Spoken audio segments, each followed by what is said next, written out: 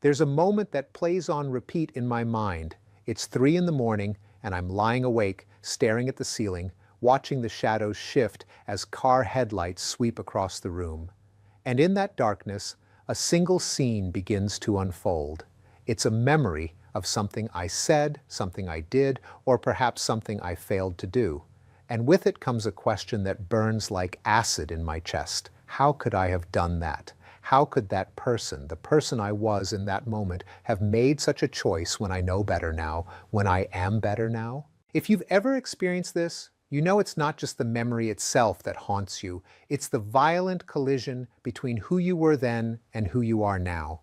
It's the grinding discomfort of holding two truths in your mind simultaneously. I am a good person, and I did something that contradicts everything I believe about myself. This isn't just regret. This is something deeper, something that creates a fracture in the very foundation of your identity. I am a cognitive narrator, and my purpose is to explore the architecture of our inner worlds, to understand why our minds build these prisons of the past, and to find the key that might unlock the door. What you're experiencing in these dark hours has a name. Psychologists call it cognitive dissonance, and it is one of the most powerful forces shaping human behavior and mental suffering. First identified by Leon Festinger in 1957, cognitive dissonance describes the profound psychological discomfort we feel when we hold contradictory beliefs, values, or attitudes, or when our actions contradict our self-concept. But here's what makes it especially insidious when it comes to regret. Cognitive dissonance doesn't just make us uncomfortable in the moment. It transforms our memories, rewrites our personal narratives, and creates recursive loops of rumination that can trap us for years, even decades. Tonight, I want to take you on a journey into the hidden architecture of this mental conflict. We're going to explore why your biggest regrets feel so unbearably heavy, why you can't seem to let them go, and why the person you were in that moment feels like both a stranger and an intimate part of yourself. We'll examine 3 interconnected psychological mechanisms: cognitive dissonance itself, the phenomenon of hindsight bias that makes your past decisions seem inexplicable, and the process of rumination that keeps you locked in an endless loop of self-judgment. But this isn't just a diagnosis. By understanding the mechanics of how cognitive dissonance transforms mistakes into regrets, we can begin to see a path forward. Because here's the secret I'm going to share with you by the end of this exploration. The discomfort you feel isn't a sign that you're broken. It's actually evidence that you've grown. The pain of cognitive dissonance is the growing pain of a self that has evolved beyond the person who made that choice. And once you understand this, everything changes. The central metaphor we'll be working with tonight is that of a courtroom trial, but not the kind you might expect. This is a trial where you are simultaneously the defendant, the prosecutor, and the judge. The crime?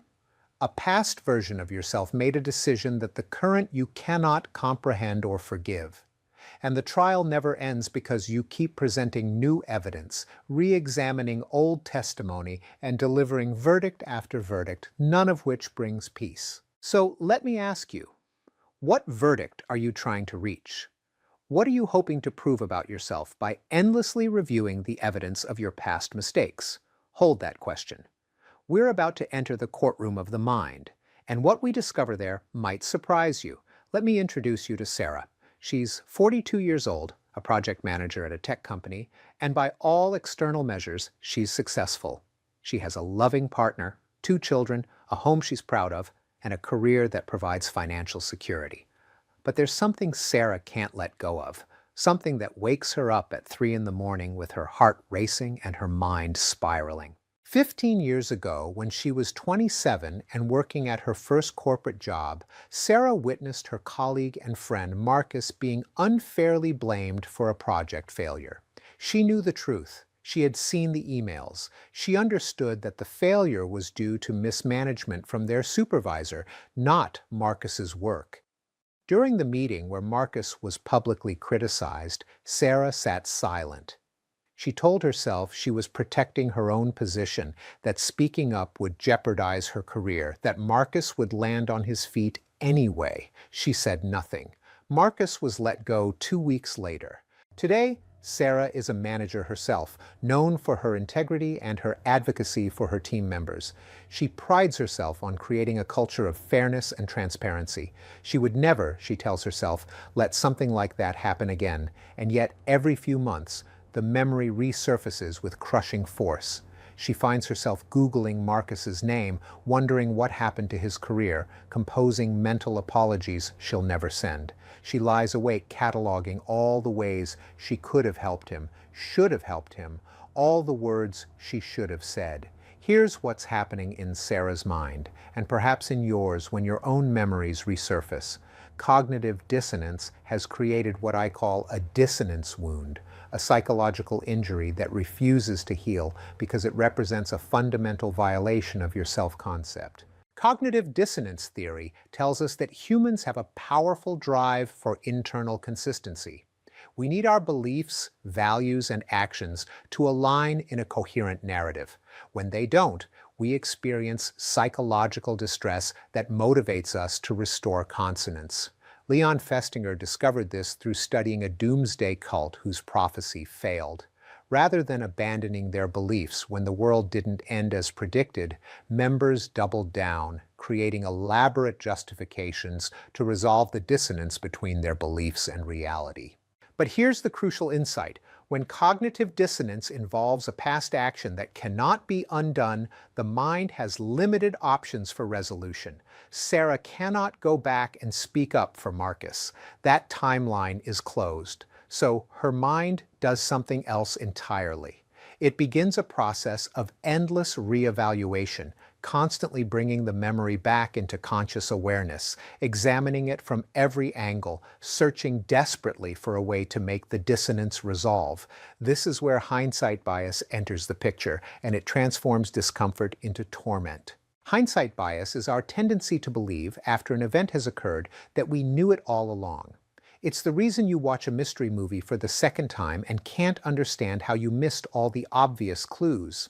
In psychological research, Baruch Fishoff demonstrated that once people know the outcome of an event, they consistently overestimate how predictable that outcome was. The effect is so powerful that even when researchers explicitly warn participants about hindsight bias, they still fall victim to it. When hindsight bias combines with cognitive dissonance around a regret, something devastating happens. Sarah looks back at her 27-year-old self and thinks, how could I not have known that staying silent would haunt me for 15 years? How could I not have understood that this was a defining moment of character? It should have been obvious, but the truth is, it wasn't obvious. In that conference room, facing her supervisor's authority early in her career and uncertain of her standing, the stakes and consequences were genuinely ambiguous. Her 27-year-old self was making the best calculation she could with the information, emotional resources, and life experience she possessed at that moment. But hindsight bias strips away all that ambiguity. It presents her past self with perfect knowledge of consequences that hadn't happened yet, and in doing so, it makes her past decision seem not just wrong, but inexplicably, almost morally wrong. The question becomes not why did I make that choice, but what kind of person makes that choice? And that's when cognitive dissonance cuts deepest, because now it's not just about an action, it's about identity. Let me show you the exact mechanism at work. Sarah's current self-concept includes the belief, I am someone who stands up for others. This is central to how she understands herself, but her memory contains evidence that contradicts this. I once stayed silent when someone needed me to speak up. These two statements cannot both be true without creating psychological tension. The dissonance is unbearable. Normally, the mind resolves dissonance in one of three ways.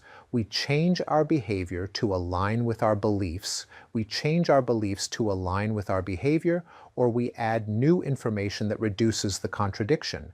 Sarah can't change her past behavior, and she can't genuinely change her belief that speaking up for others is important without doing violence to her core values. So her mind tries the third option. It searches endlessly for new information, new perspectives, new understandings that might somehow make the contradiction less painful. This is why the memory keeps returning. It's not just random rumination. Her mind is engaged in a compulsive attempt to resolve an irresolvable dissonance. Each time the memory surfaces, her mind is essentially asking, have we figured it out yet? Have we found a way to make this make sense?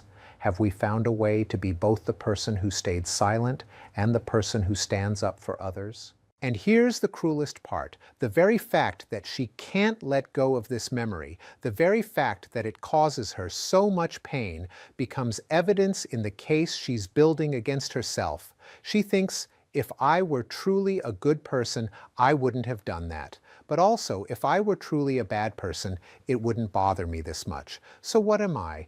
The dissonance creates a paradox of self-judgment, where the evidence of your growth becomes evidence of your fundamental brokenness.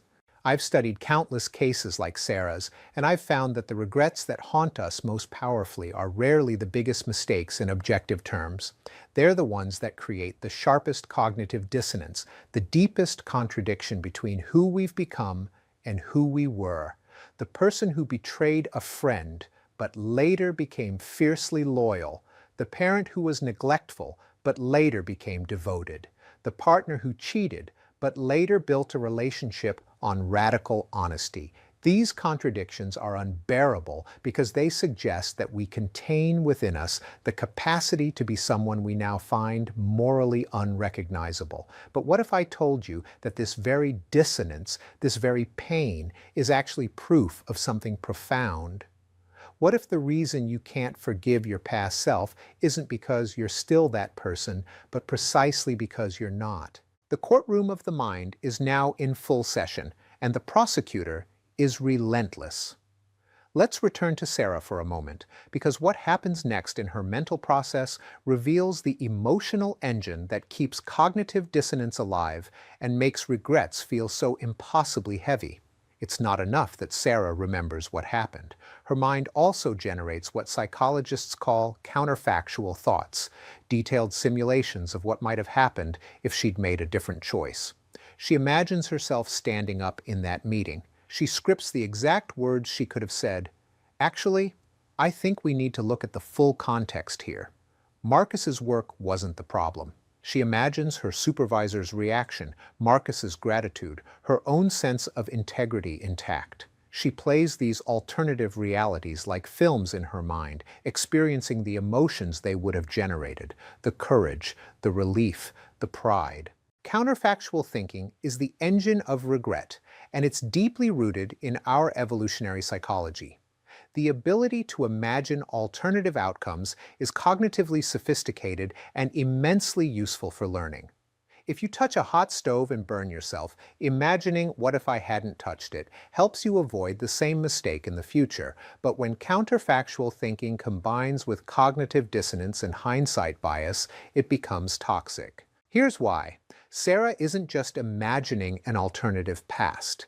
She's imagining a version of herself who was already the person she is now. Someone with 15 more years of experience. Someone who has already learned the lesson that this very mistake taught her. Her counterfactual self is impossibly wise, impossibly brave, impossibly clear-sighted. She's comparing her actual 27-year-old self to a fantasy 37-year-old self transplanted into the past.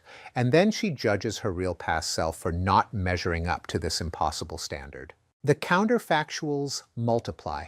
She thinks, if I had spoken up, Marcus would have kept his job. He would have been grateful. I would have earned a reputation for integrity early in my career. Our friendship would have deepened. The company culture might have changed. I would have been a better person all along. Each imagined branch of possibility becomes more elaborate, more emotionally vivid, and more impossible to verify or disprove. The mind becomes trapped in what I call the infinite hallway of what if, with each door opening onto another counterfactual reality, each one simultaneously compelling and unreachable. But there's something else happening beneath the counterfactual thinking, something that explains why Sarah can't simply dismiss these thoughts as unrealistic fantasies. The pain she feels isn't just about Marcus, it's about the gap between her ideal self and her real self, between the person she wants to believe she is and the evidence that she's been something else. This is where rumination transforms cognitive dissonance from a momentary discomfort into a chronic condition. Rumination is the cognitive process of compulsively focusing on the causes, meanings, and consequences of negative emotional experiences. Unlike productive reflection, which leads to insight and resolution, rumination is circular. It returns again and again to the same questions without reaching conclusions, like a record skipping on the same groove. Psychologist Susan Nolan Hoeksema spent decades studying rumination and found that it's strongly associated with depression, anxiety, and prolonged distress. But here's what's particularly relevant to our understanding of regret. Rumination is often triggered by threats to our self-concept.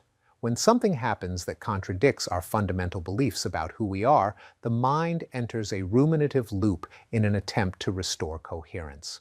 For Sarah, the rumination follows a predictable pattern. It usually begins with a trigger.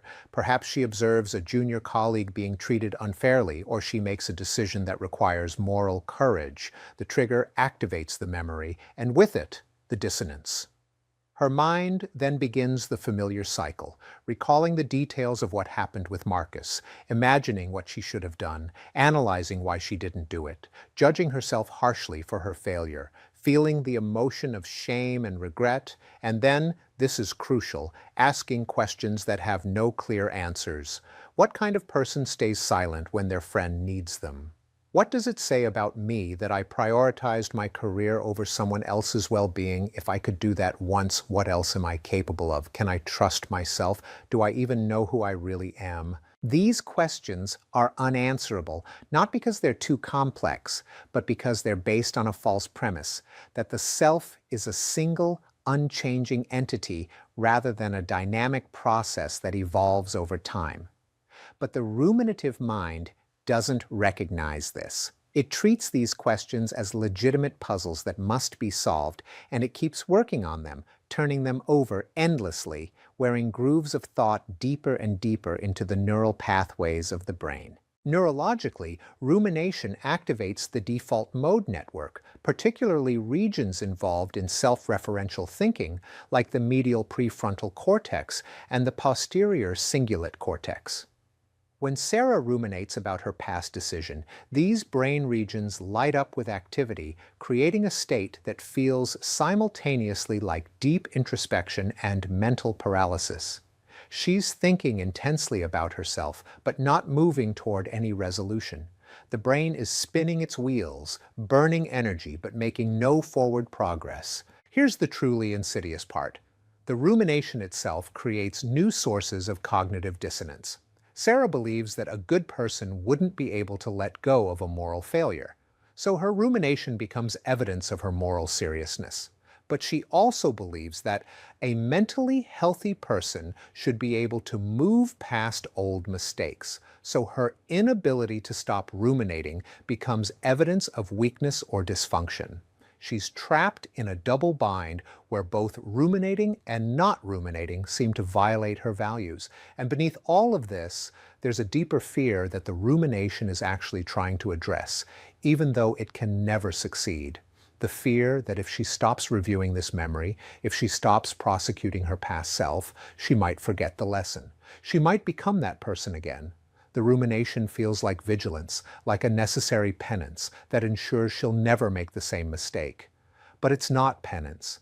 It's psychological prison. The weight of what if isn't really about Marcus or that specific meeting or even that specific choice. It's about the unbearable possibility that you might not be who you think you are, that the story you've been telling yourself about your identity might be fiction, that beneath the mask of the person you've become, the person you used to be is still there, waiting to emerge again. But here's what I need you to understand.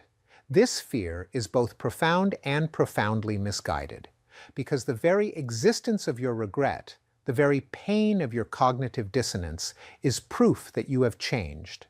The person you were couldn't have felt this regret because they didn't yet have the values, perspective, or wisdom that make it possible to recognize the mistake as a mistake. Your past self and your present self are not in competition for the truth of who you really are. They're both part of a larger story, a story of growth that includes both the mistake and the person you became because of it. The trial has gone on long enough. You've heard the testimony, examined the evidence, listened to the prosecutor's arguments and the defense's protests. You've delivered 1,000 guilty verdicts, and none of them have brought peace. Perhaps it's time to recognize that you've been asking the wrong question. The question has been, how could I have done that? But the question should be, how does that moment fit into the complete story of who I am becoming? This shift from prosecution to integration is the key to resolving the cognitive dissonance that creates our deepest regrets. And it requires us to understand something fundamental about the nature of human identity. We are not fixed entities who either are or are not good people. We are narratives in progress, stories that we actively construct and reconstruct as we live. This is the concept of narrative identity, developed by psychologist Dan McAdams, and it's perhaps the most powerful tool we have for healing the wounds of cognitive dissonance. McAdams proposes that we understand our lives and ourselves through the stories we tell. Your identity isn't a stable essence. It's an ongoing narrative that integrates your experiences, choices, and values into a coherent whole. And crucially, you are both the author and the protagonist of this narrative. Here's what this means for Sarah, and for anyone carrying the weight of cognitive dissonance around a past regret. The mistake isn't a contradiction that needs to be resolved or explained away. It's a chapter in a larger story of transformation. The 27-year-old who stayed silent and the 42-year-old who speaks up for her team aren't in conflict. They're in conversation.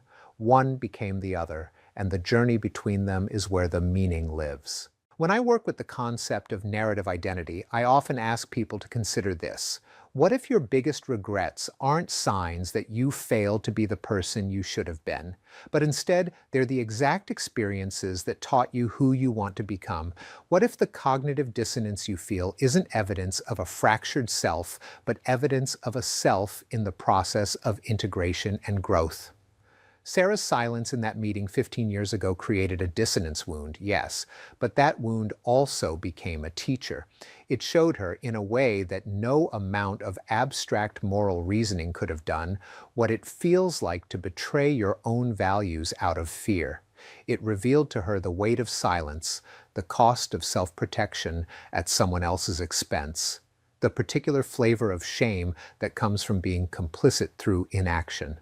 And that knowledge, painful as it was to acquire, shaped every decision she made afterward. The manager she is today, the one known for transparency, for protecting her team members, for speaking difficult truths, that person was forged in the fire of that regret. The values she holds most dear are dear precisely because she knows what it's like to violate them. Her 27-year-old self didn't make a mistake in spite of her good character. She made a mistake that ultimately deepened her character, that taught her what she was willing to sacrifice for her integrity and what she wasn't. This is not about justifying past mistakes or letting yourself off the hook. It's about recognizing that growth is not linear, that wisdom often comes from failure, and that the person you are today includes, rather than excludes, all the people you've been before.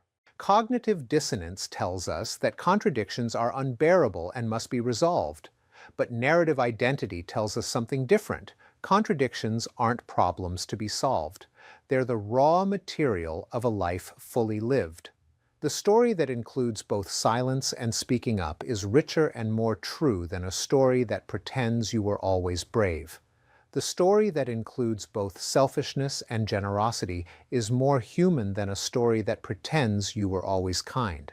So how do we move from the prison of cognitive dissonance to the freedom of narrative integration?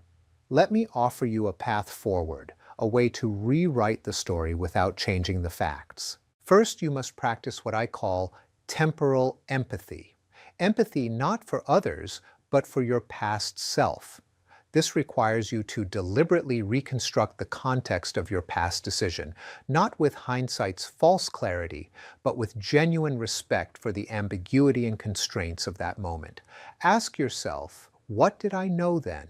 What did I not know? What fears was I carrying? What resources did I lack? What had my life taught me up to that point? Sarah, practicing temporal empathy, might recognize that her 27-year-old self had recently watched another colleague get fired for questioning management. She might remember that she was still carrying student loan debt and couldn't risk her job. She might recall that she hadn't yet learned how to navigate corporate politics, hadn't yet built the confidence that comes with experience, hadn't yet discovered that speaking the truth is often safer than she feared. None of this erases the wrongness of her silence, but it restores the humanity of the person who chose it. Second, you must identify the value that was violated and claim it. This is crucial because cognitive dissonance often makes us want to minimize the mistake or rationalize it away, but the path to healing isn't to pretend it wasn't important. It's to say clearly, I value integrity and advocacy for others. I violated that value in this situation, and that violation taught me how central that value is to who I want to be. The mistake becomes evidence not of your failure, but of your values. Only something that matters deeply can create such profound regret. Third, you must trace the lineage of growth. This is the heart of narrative integration. You ask yourself, how did this experience change me? What did I learn? What choices did I make afterward because of what I learned? How did this mistake shape the person I became? Sarah might trace a direct line from that moment of silence to her decision to become a manager who creates psychological safety for her team, to her advocacy work within her company, to the countless moments where she chose courage over comfort because she remembered what choosing comfort had cost.